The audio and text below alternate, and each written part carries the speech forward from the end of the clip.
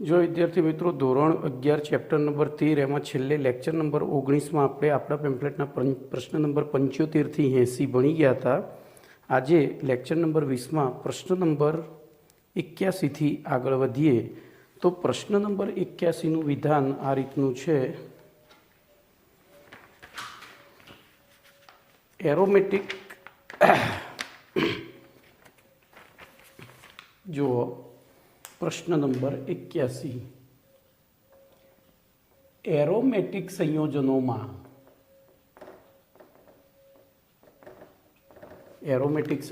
में sulphonic acid समूह एटले के SO3H समूह नी पिघलन प्रक्रिया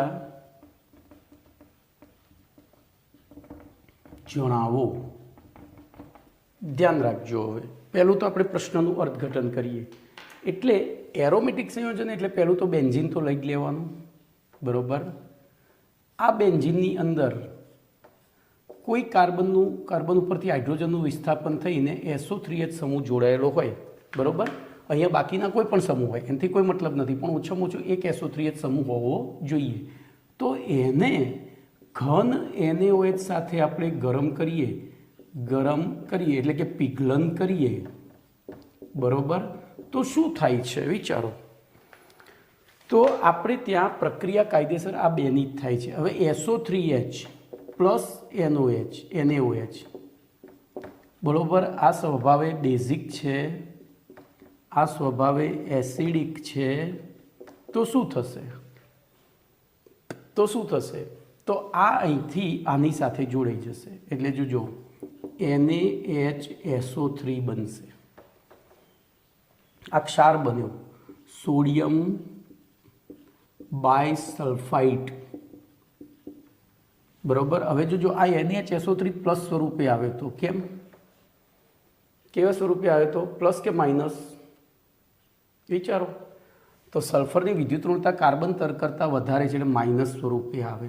તો અહીંથી આ Na પ્લસ સ્વરૂપે, આ માઇનસ સ્વરૂપે. તો બોલો અહીંયા શું પડી રહ્યું? OH માઇનસ પડી રહ્યો.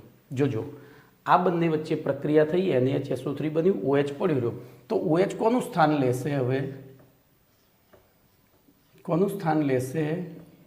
તો SO3Hનું. એટલે આપણને શું મળશે? બેન્ઝીન સલ્ફોનિક એસિડમાંથી ફિનોલ મળે. અહીંયા બાય પ્રોડક્ટમાં NaHSO3 લખવું પડે, બરોબર. હવે અહીંયા લખવું પડે પીગલન પ્રક્રિયા. જોજો હવે આ બધું શીખવાનું છે. કમ્પ્લીટ ખબર પડી? ધ્યાન અહીંયા રાખજો. હવે દાખલા તરીકે અહીંયા બે SO3H સમૂહ છે. એક SO3H અહીંયા છે ને એક SO3H અહીંયા છે. બોલો તો આની NaOH સાથે ગરમ કરીએ પીગલન કરતા, બોલો શું થશે? તો આના બે અણુ વપરાશે, 2NaOH પ્લસ 2SO3H માઇનસ. શું બનશે? તો 2NaHSO3. બે SO3 પ્રક્રિયા કરશે, બે SO3 પ્રક્રિયા કરશે અને બંનેનું શું શેમાં રૂપાંતરણ થઈ જશે? તો OH. એટલે કે આપણને અહીંયા પ્રાપ્ત થશે રિસોર્સિનોલ. શું પ્રાપ્ત થશે? રિસોર્સિનોલ અથવા તો બેન્ઝીન 1,3 ડાયોલ અથવા બેન્ઝીન 1,3 ડાયોલ પ્રાપ્ત થશે. ચલો હજુ પણ એક ઉદાહરણ લઈએ.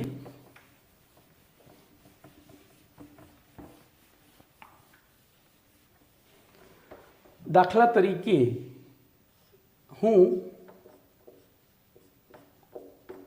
અહીંયા SO3H અને અહીંયા CH3 છે. બોલો આનું NaOH ઘન પીગલન કરું તો શું થાય? તો આ SO3H ની જ પ્રક્રિયા થશે, બીજા કોઈની ના થાય. કેમ? તો અહીંયા લખ્યું છે SO3H સમૂહની જ પ્રક્રિયા છે. તો અહીંયા OH બની જશે, અહીંયા CH3. એટલે આ તો શું બન્યું? મેટાક્રેસોલ. શું બન્યું? મેટાક્રેસોલ. તો બોલો હવે તમને પરિવર્તન પૂછાય, બેન્ઝીનમાંથી મેટાક્રેસોલ બનાવો, શું કરશો કહો? તો સૌથી પહેલાં ધ્યાન રાખજો, બેન્ઝીનનું શું કરીશું? તો ધુમાયમાન H2SO4 વડે સલ્ફોનેશન કરીશું. શું બનશે? SO3H. SO3H કેવો સમૂહ છે? મેટા નિર્દેશક. એટલે એનું CH3Cl નિર્જળ AlCl3 સાથે પ્રક્રિયા કરીશું. શું બનશે? તો SO3H અને CH3 મેટા સ્થાનમાં દાખલ થશે અને એનું પછી NaOH ઘન પીગલન કરીએ તો શું થઈ જાય? તો આ OH અને આ CH3. બોલો, બેન્ઝીનમાંથી શું બની ગયું? મેટાક્રેશોલ. તો આ આપણે વિચારવું પડે, આ બધું આપણે વિચારવું પડે ત્યારે આપણને જવાબ મળે. તો એના માટેની આ બધી પ્રક્રિયાઓ છે. 81 પછીની જે પ્રક્રિયાઓ છે જે પરિવર્તન માટેની પ્રક્રિયાઓ છે. પેલી 6 તો યાદ રહી ગઈ, હવે આ બીજી યાદ રાખવાની છે. તો જો અહીંયા તમારો પ્રશ્ન નંબર 81 પૂરો થઈ ગયો. ઓકે, હવે એના પછી 82મો પ્રશ્ન જોઈએ. તો 82મો પ્રશ્ન છે એરોમેટિક સંયોજનોમાં આલ્કાઇલ. ધ્યાન રાખજો, અહીંયા હું મિથાઇલ લખીશ. CH3 સમૂહની ઓક્સિડેશન પ્રક્રિયા સમજાવો.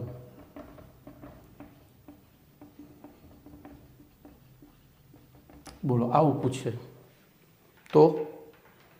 તો એમાં પણ આપણે કોની પ્રક્રિયા થાય? ખાલી તો બેન્ઝીન ઉપર જોડાયેલા CH3 સમૂહની. તો બેન્ઝીન ઉપર ધારો કે આ રીતે CH3 સમૂહ જોડાયેલો છે, બરોબર. હવે એની બે રીતે ઓક્સિડેશન થાય છે. પહેલું નિર્બળ ઓક્સિડેશન અથવા તો આંશિક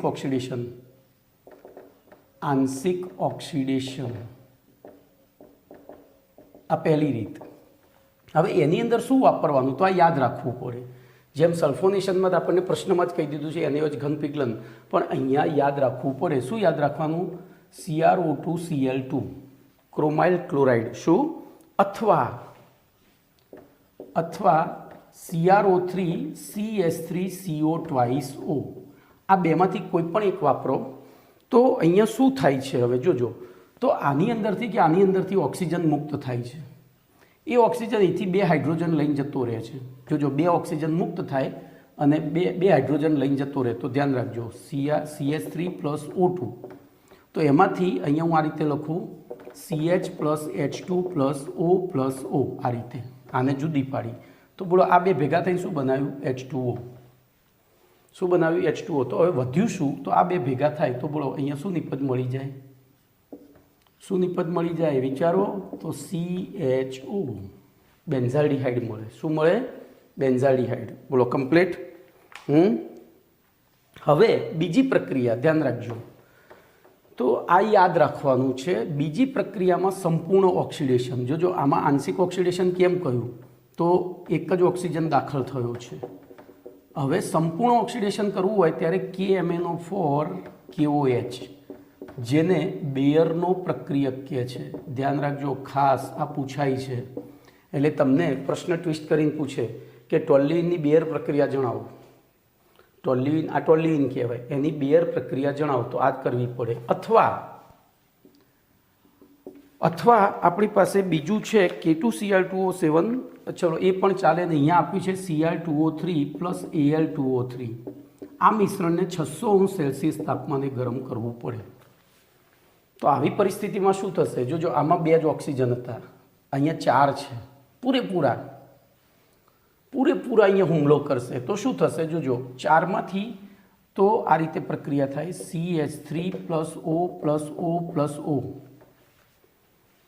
પેલામાં 2 હુમલો કરે તો અહીંયા 3 હુમલો કરશે.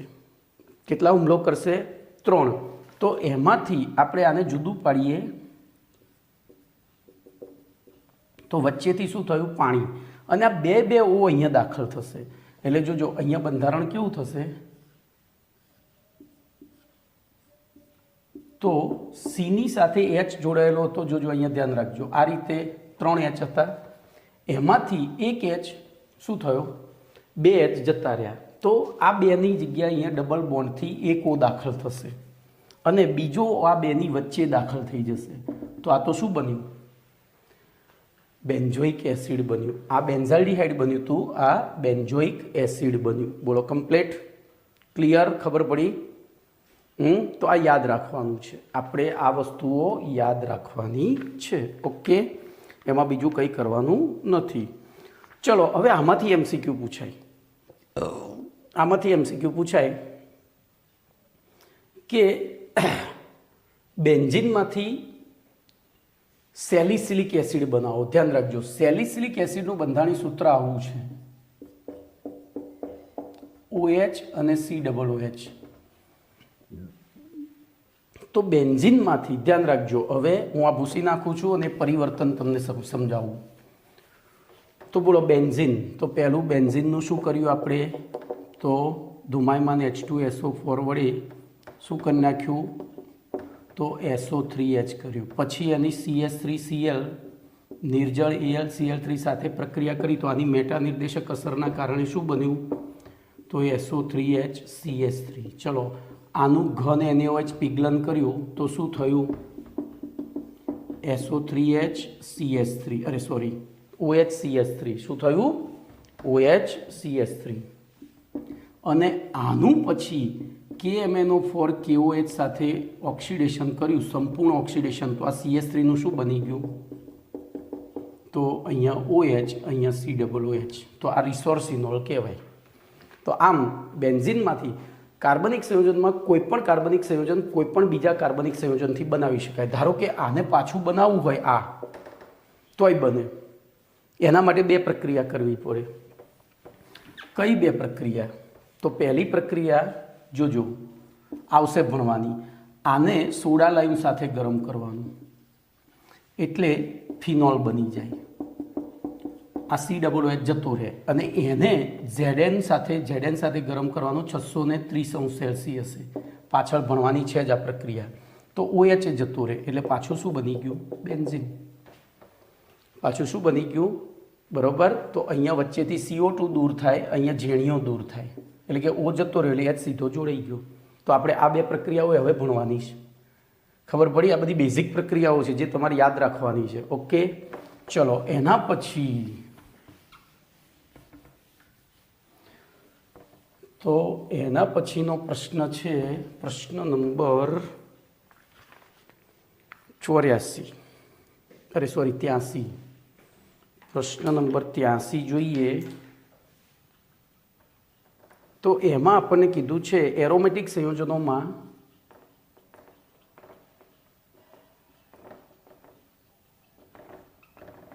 મિથાઇલ સમૂહની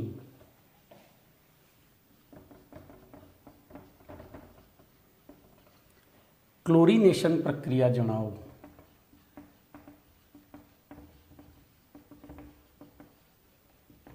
તો ધ્યાન અહીંયા રાખો. હવે જોજો, હવે આના પછી હું એક બીજો પ્રશ્ન ચલાવીશ જે આગળના બે પ્રશ્નોનું રિવિઝન જેવું થશે. બોલો, બેન્ઝીન ઉપર CH3. હવે આનું ક્લોરિનેશન જોજો, મિથાઇલ સમૂહનું ક્લોરિનેશન છે. અહીંયા ધ્યાન રાખજો,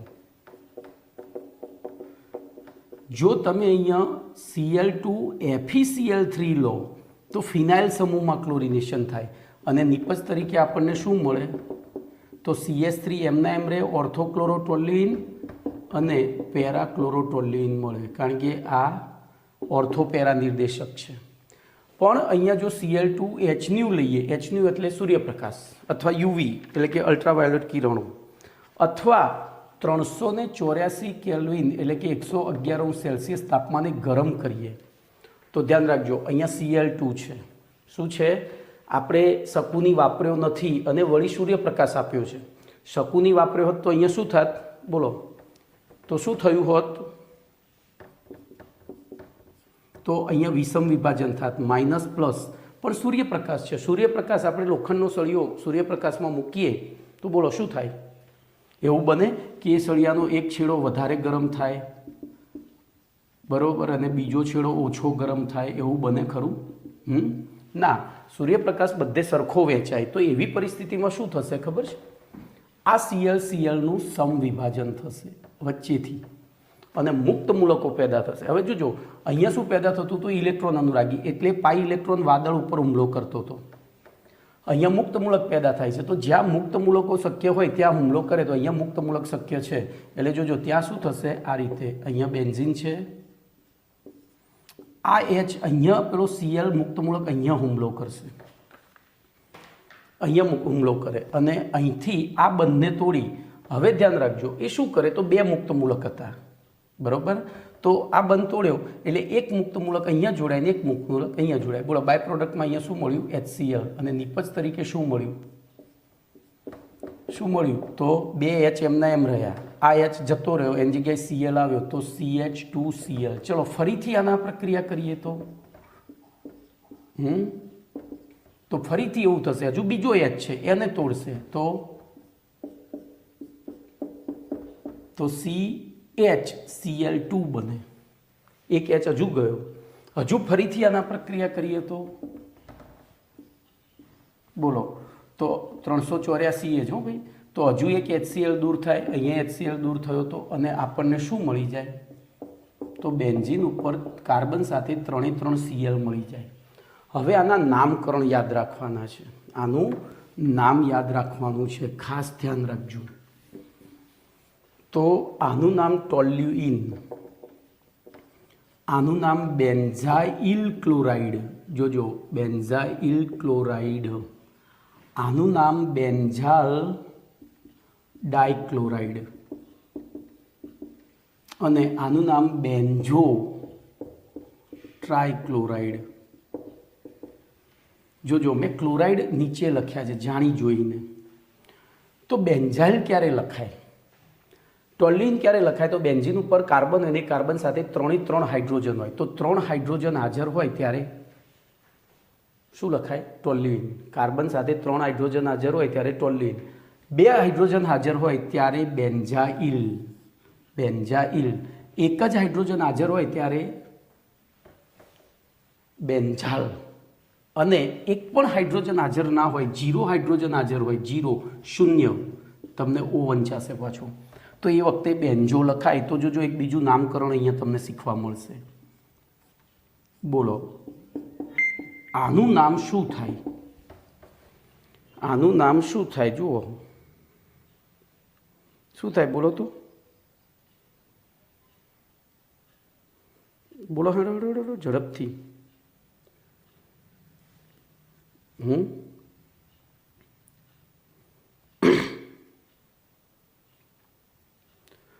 તો આનું આટલાનું નામ બેન્ઝો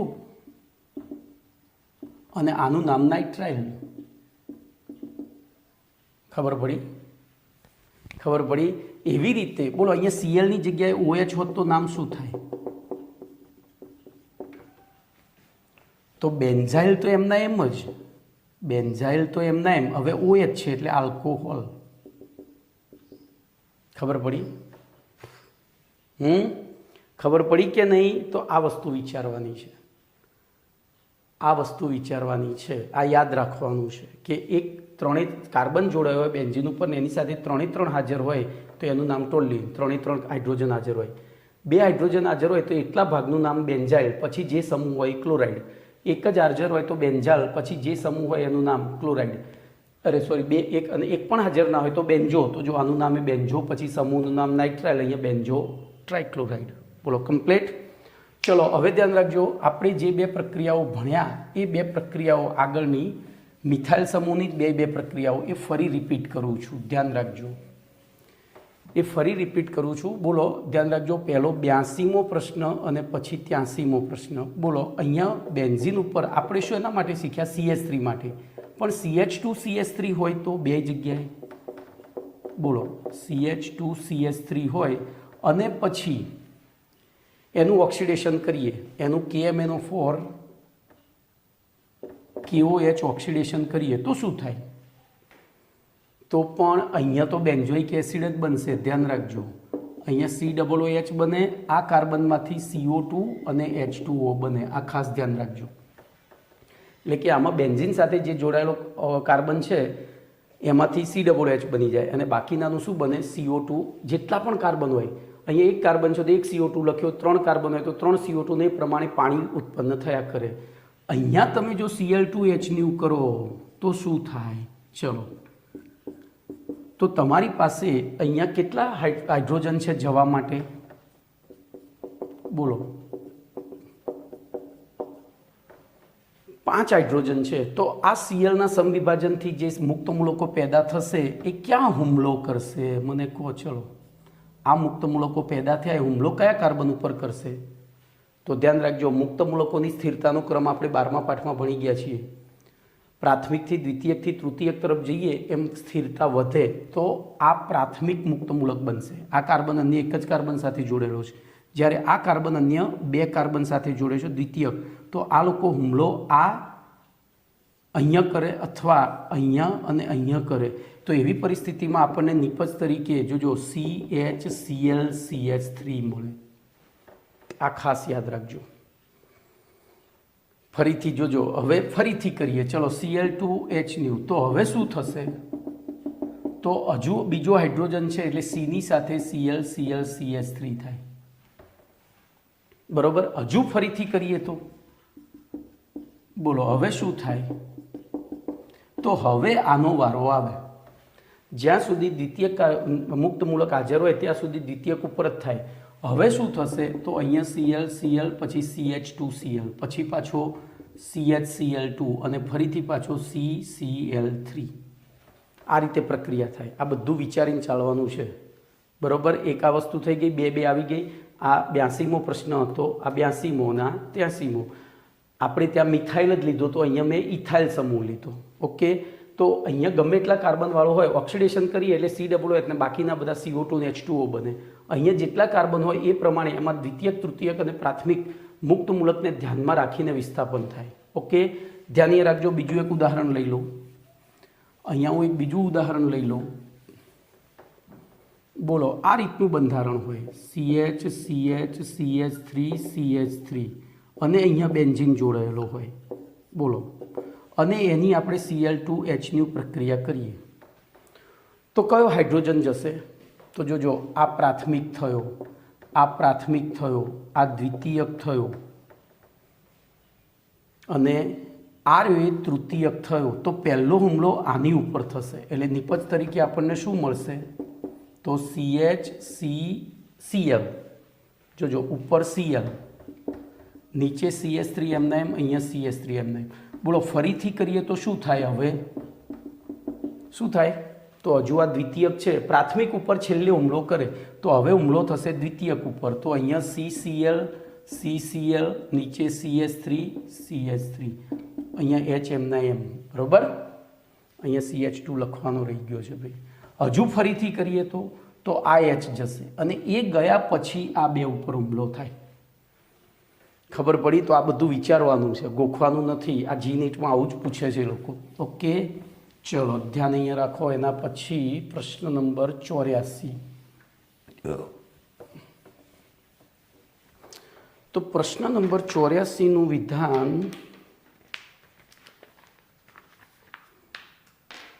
જોજો. હવે એરોમેટિક સંયોજનોમાં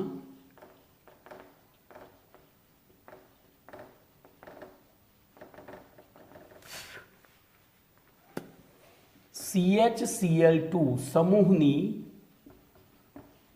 જળ વિભાજન પ્રક્રિયા સમજાવો. બોલો આવો પ્રશ્ન છે.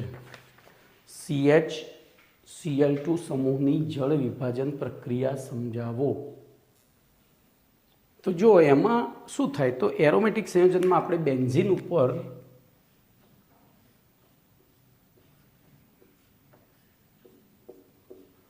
CH2Cl લઈ લઈએ, CHCl2 લઈ લઈએ અને એને પાણી સાથે, જોજો એકચ્યુઅલી પ્રક્રિયા પાણી સાથે છે, CaOH ટ્વાઇસની હાજરીમાં, CaOH ટ્વાઇસની હાજરીમાં. તો જોજો હવે શું થાય? તો પાણીમાં ધ્યાન રાખજો, CaOH ટ્વાઇસ એ સ્વભાવે બેઝ છે, એને પાણીમાં મિશ્રિત કરો એટલે એની સક્રિયતામાં વધારો થાય, એની સક્રિયતામાં. તેથી CaOH ટ્વાઇસની સક્રિયતા વધે છે. હવે એ વધે છે પછી શું થાય? તો CaOH ટ્વાઇસ આ CHCl2 સાથે પ્રક્રિયા કરશે. જોજો, અને એમાંથી 2 Ca 2 Cl લઈ લે તો CaCl2 વધ્યું શું? તો 2 OH વધ્યા. આ 2 OH અહીંયા જાય એટલે જોજો શું થશે? એક H હતો અને 2 OH અહીંયા દાખલ થયા. ધ્યાનથી જોજો, 2 OH પાછા અહીંથી જોજો, આ Cl2 અહીંયા ગયા એટલે CaCl2 બન્યું, અહીંથી આ બન્યું અને અહીંથી આ બે ભેગા થયા, બરાબર, એ અહીંથી આ આવ્યું, અહીંથી એ આ બન્યું. જુઓ, બે Cl અહીંયા આવ્યા, Ca સાથે જોડે CaCl2, બે OH CH સાથે ગયા, અહીંયા ગયા. પણ હવે જોજો, એક વસ્તુ મહત્વની ધ્યાન રાખજો, એક કાર્બન ઉપર બે OH જોડાઈ શકતા નથી. એટલે કે વિસિનલ ડાયહેલાઇડ શક્ય છે. એક કાર્બન ઉપર જોજો, વિસિનલ નહીં, જેમિનલ, એક કાર્બન ઉપર બે હેલોજન શક્ય છે પણ બે OH શક્ય નથી. તો એ શું કરે છે ખબર છે? અહીંથી આ પાણીનો અણુ દૂર કરી દે, એટલે કે માઇનસ પાછું H2O અહીંયા આવી જાય, માઇનસ H2O આવી જાય. અને પછી શું થાય? તો અહીંયા ડબલ બોન્ડ બની જાય. તો જોજો, આપણી નિપજ શું થશે? તો બેન્ઝીન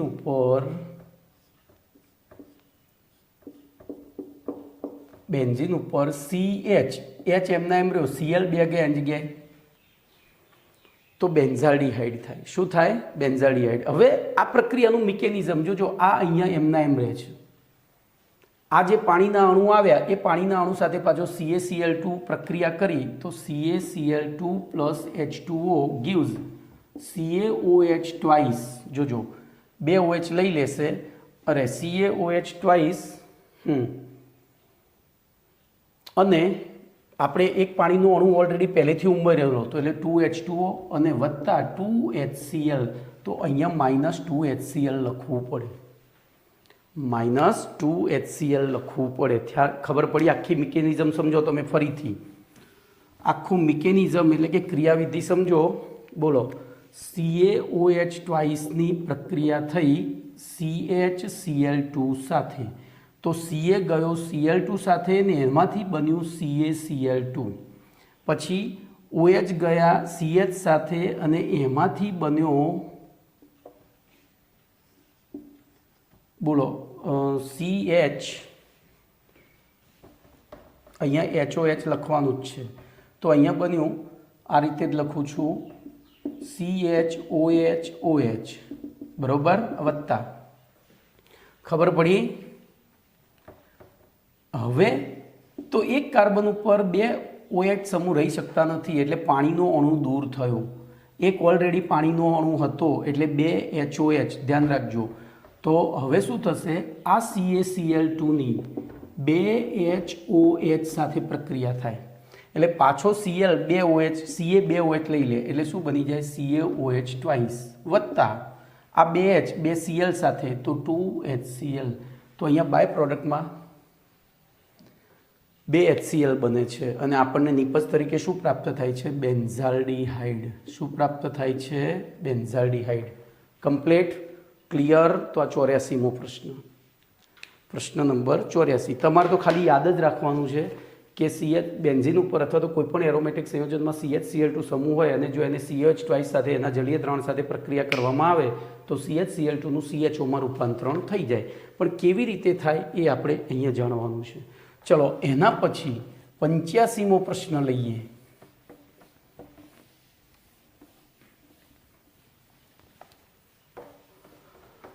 તો 85મો પ્રશ્ન છે એરોમેટિક સંયોજનોની CCl3. જોજો, હવે CCl3 સમૂહની જળ વિભાજન પ્રક્રિયા. તો એમાં શું થાય? ધ્યાન રાખો, એના જ મિકેનિઝમ છે.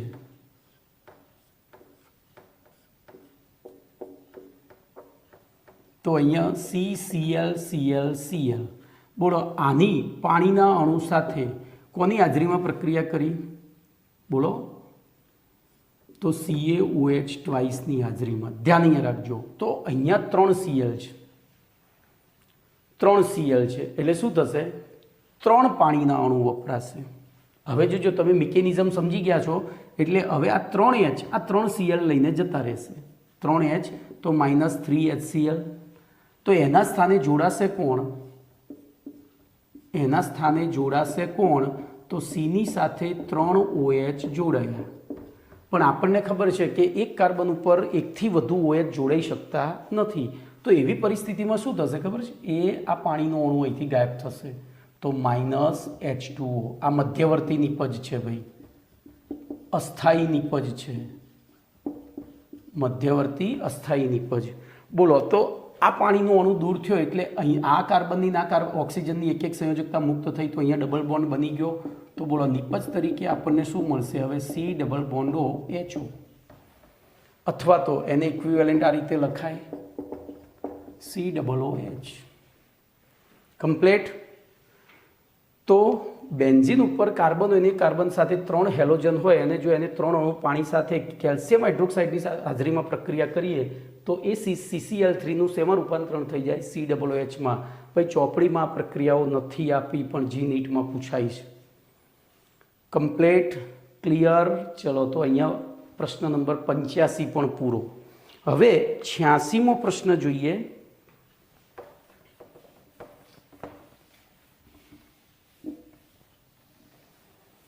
પ્રશ્ન નંબર 86.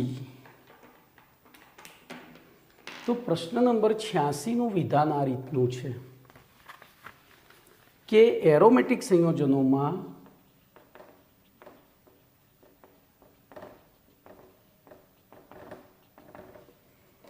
CH2CH3 સમૂહની ડિહાઇડ્રોજીનેશન, જોજો, ડિહાઇડ્રોજીનેશન પ્રક્રિયા જણાવો. હવે જો આપણે આ પ્રશ્નનું અર્થઘટન કરીએ તો બહુ જ સહેલો થઈ જાય. આ ડિહાઇડ્રોજીનેશન એનો અર્થ થાય હાઇડ્રોજન દૂર કરવાની પ્રક્રિયા, હાઇડ્રોજન દૂર કરવાની અથવા તો હાઇડ્રોજન દૂર થવાની પ્રક્રિયા. બોલો શું કરીશું? તો ચલો આપણે ઉદાહરણ લઈ લઈએ. તો બેન્ઝીન ઉપર CH2CH3 લખી નાખ્યું એટલે આ સમૂહ થઈ ગયો. હવે જોજો અહીંયા આને ZNO સાથે 630°C તાપમાને એટલે કે 903 કેલ્વિન તાપમાને, યાદ રાખજો, ગરમ કરીએ એટલે આનું વિઘટન થાય. જોજો આપણે કાટ લાગેલો લોખંડનો સળિયો લઈએ, પ્રયોગ કરવો હોય તો ઘરે કરી જોજો. એકદમ નાનો પેલા તારામંડળના સળિયા આવે છે ને આપણે દિવાળી ઉપર, એને મૂકી રાખવાનો. હવે પછી દિવાળી આવે ને એટલે એમાં મૂકી રાખવાનો. તો ઘણા જોડે પડ્યા હશે, એને પાણીમાં પલાળીને મૂકી દેવાનો એટલે એને કાટ લાગી જશે. પછી કાટ લાગેલા સળિયાને અઠવાડિયા પછી કાટ લાગે ને એટલે એને ગેસ ઉપર ગરમ કરવાનું, લાલચોળ ગરમ કરવાનું. એટલે શું થશે? ગરમ થયા પછી હવે જોજો, પહેલું તો કાટ લાગવો એટલે ધાતુની સાથે ઓક્સિજનનું જોડાવવું. બરોબર, કાટ લાગવો એટલે ધાતુની સાથે ઓક્સિજનનું જોડાવવું. હવે એને લાલચોળ ગરમ કરીએ એટલે પાછું શું થાય છે? ધાતુ અને ઓક્સિજન છૂટો પડે છે. આમ આ છૂટો પડતો ઓક્સિજન આટલા ઊંચા તાપમાને આને ગરમ કરો એટલે આ ઓક્સિજન છૂટો પડ્યો. બોલો એ સ્થાયી થવા શું કરે? તો ઓક્સિજનનું સૌથી વધુ સ્થાયી સંયોજન કયું? પાણી. દુનિયા ઉપર સૌથી જેનો જથ્થો વધારે, જેટલો જથ્થો વધારે એટલી સ્થિરતા વધારે. તો પાણી બનાવશે. પાણી બનાવવા એને 2 હાઇડ્રોજનની જરૂર પડશે. તો ધ્યાનથી જોજો. હવે હું આને વિસ્તૃત સ્વરૂપે લખું. બોલો આ 2 હાઇડ્રોજન પકડશે, આ 2 હાઇડ્રોજન પકડશે. તો બોલો અહીંયા પાણીનો અણુ દૂર થયો અને Zn પડ્યો રહ્યો. બોલો નિપજ તરીકે હવે 2 હાઇડ્રોજન જતા રહ્યા તો શું થયું? એ 2 હાઇડ્રોજન જતા રહે તો શું થાય? આ કાર્બન ઉપર એક એક, જોજો અહીંયા મુક્ત મૂલક થશે, સમવિભાજન થાય ભાઈ, કારણ કે આ મુક્ત મૂલક પેદા થયો છે. Znમાંથી આ મુક્ત મૂલક પેદા થયો છે. તો એ અહીંથી 2 હાઇડ્રોજન મુક્ત મૂલક લઈ લે એટલે જોજો ઓક્સિજન પાસે એના પોતાના 6 ઇલેક્ટ્રોન છે જ, એટલે 2 હાઇડ્રોજન એક એક ઇલેક્ટ્રોન લઈને આવે એટલે અહીંયા સમવિભાજન થાય. તો આ જે ઇલેક્ટ્રોન પડ્યા રહ્યા કાર્બનના, આ જે ઇલેક્ટ્રોન કાર્બનના પડ્યા રહ્યા એની વચ્ચે શું બની જાય? દ્વિબંધ. તો આપણને નિપજ તરીકે શું મળે? CH double bond CH2. આને કહેવાય સ્ટાયરીન. શું કહેવાય? સ્ટાયરીન, જેનું IUPAC નામ છે ફિનાઇલ ઇથિન. આને કહેવાય સ્ટાયરીન. બેન્ઝીન ઉપર CH ડબલ બોન્ડ CH2 એટલે સ્ટાયરીન કહેવાય. આગળ આવી ગયા છે આ બધા નામ. બોલો કમ્પ્લીટ. એરોમેટિક સંયોજનોના નામકરણમાં મેં બધા લખી દીધેલા છે અને તમારે યાદ રાખવા પડશે. બોલો કમ્પ્લીટ. ક્લિયર. તો આ થઈ તમારી એરોમેટિક સંયોજનોમાં CH2 CH3 સમૂહની ડિહાઇડ્રોજીનેશન પ્રક્રિયા. બોલો કમ્પ્લીટ. ચલો એના પછી 87મો પ્રશ્ન. આ બધા જ બહુ મહત્ત્વના પ્રશ્નો છે ભાઈ, છે ટૂંકા ટૂંકા પણ છે બહુ મહત્ત્વના. આખું ઓર્ગેનિક કેમિસ્ટ્રી આની ઉપર આધારિત છે. આ બેઝિક પ્રક્રિયાઓ છે, જેમ ગોળ નાખવાથી ગળું થાય, મીઠું નાખવાથી ખારું થાય, લીંબુ નીચોવાથી ખાટું થાય, એમ આ બધી પ્રક્રિયાઓ કરવાથી નિશ્ચિત પ્રક્રિયા જ થાય છે. એટલે આપણે આને યાદ રાખવી પડે. ચલો 87મો પ્રશ્ન આપણો છે આલ્કોહોલ સંયોજનોનું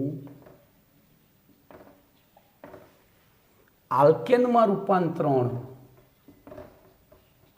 જોજો આલ્કેન સંયોજનોમાં અથવા તો આલ્કેન સંયોજનો જ લખું ને, સંયોજનોમાં રૂપાંતરણ સમજાવો. બોલો આવો પ્રશ્ન છે તો શું કરીશું?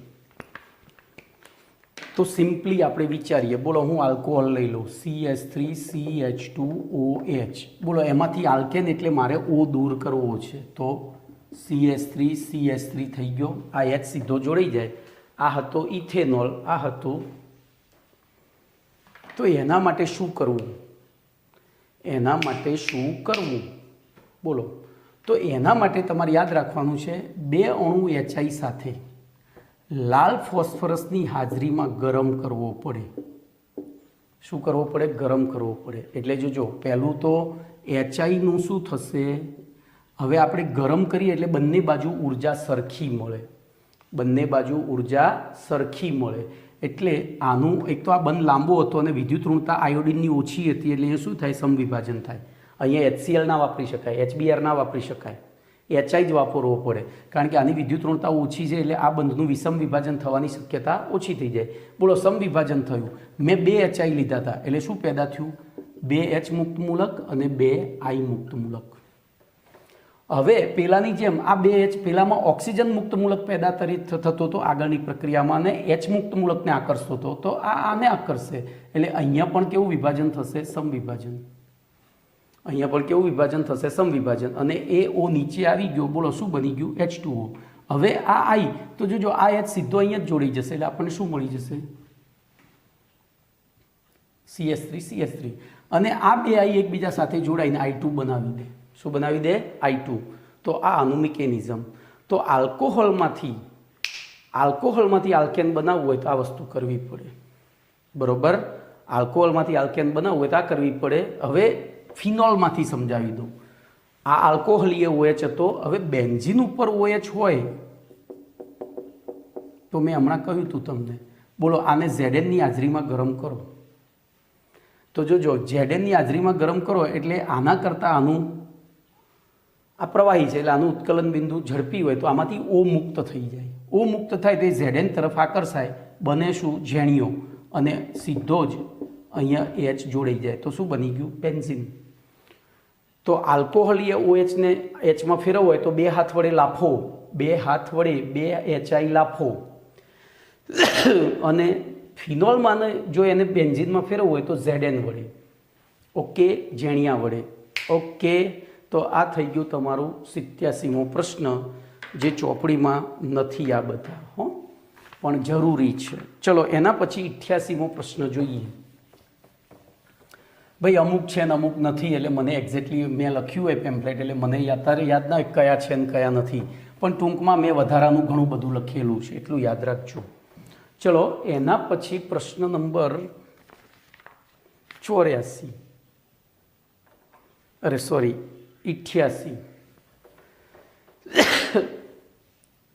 તો 88મો પ્રશ્ન છે એરોમેટિક હાઇડ્રોકાર્બન સંયોજનોમાં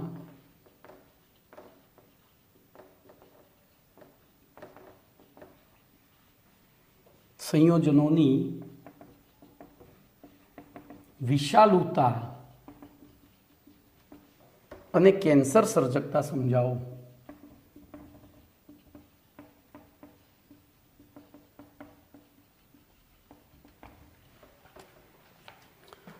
તો ધ્યાન અહીંયા રાખજો, બહુ સરળ પ્રશ્ન છે. એરોમેટિક સંયોજનોમાં હું તમને મારી રીતે સમજાવું છું એટલે તમને ઇઝીલી ખ્યાલ આવે. ચોપડી પ્રમાણે સમજાવીશ નથી કેમ વિશાળું છે ખબર નહીં પડે. એરોમેટિક અને એલિફેટિક બરોબર. એરોમેટિકમાં 6 પાઈ ઇલેક્ટ્રોન વાદળનું સંસ્પંદન થાય, આથી એની સ્થિરતા કેવી હોય? વધારે.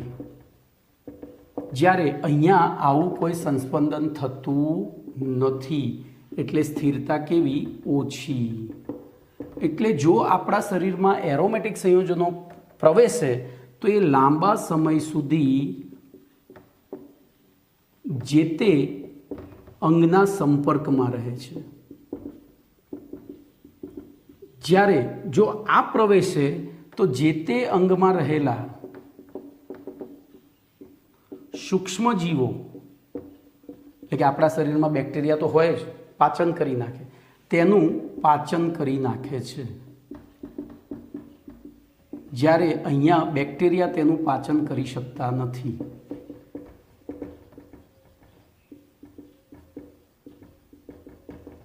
એટલે શું થાય?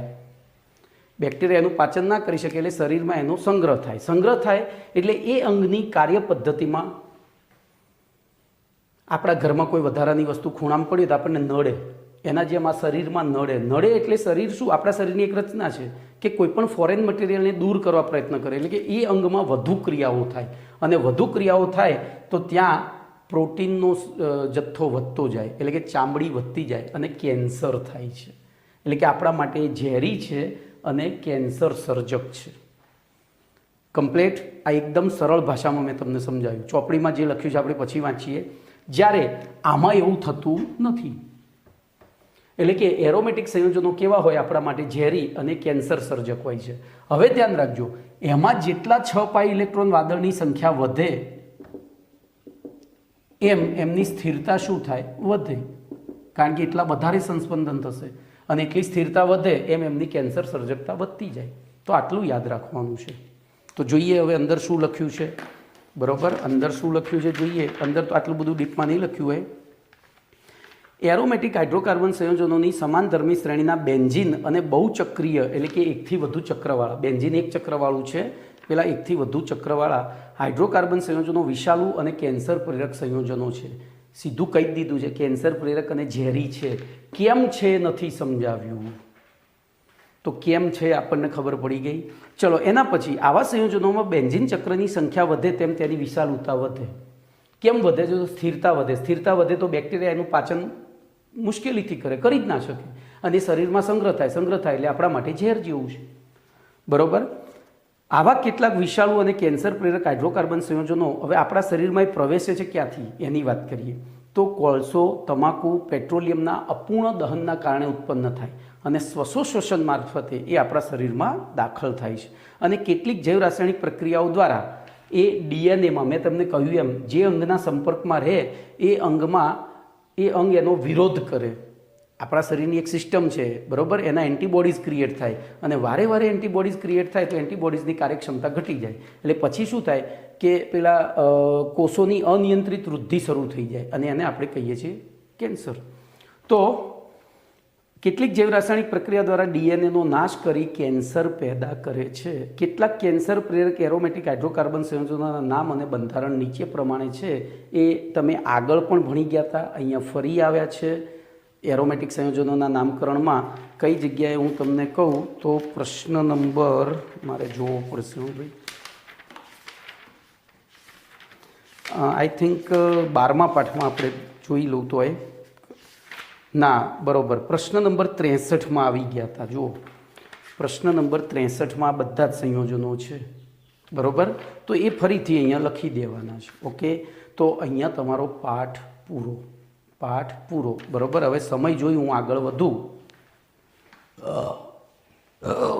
તો સ્વાધ્યાયનો પહેલો પ્રશ્ન લઈ લઉં છું. 5 મિનિટ છે તો સ્વાધ્યાયનો પહેલો પ્રશ્ન ધ્યાન એ રાખજો. પ્રશ્ન નંબર 1, મિથેનના ક્લોરિનેશન દરમિયાન